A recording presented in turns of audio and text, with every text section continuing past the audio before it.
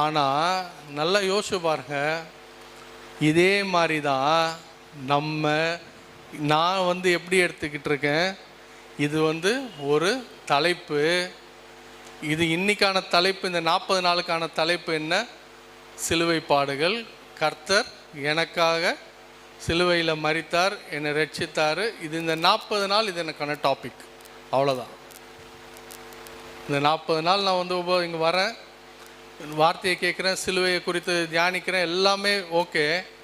ஆனால் எப்படி இருக்குது? எனக்கு ஒரு சடங்காச்சாரமாக, ஒரு டாப்பிக்காக மாறிடுது. முழுமையாக என்னோட இருதயம் உண்மையாகவே இதற்கு தான் இயேசு வந்தார், இதுக்கு தான் கொடுக்கப்பட்டார்னு என்னை முழுமையாக நான் அதை விசுவாசித்தேன்னா 365 நாளும் எனக்கு சிலுவையை குறித்து நான் தியானித்து கொண்டே தான் இருக்க முடியும்.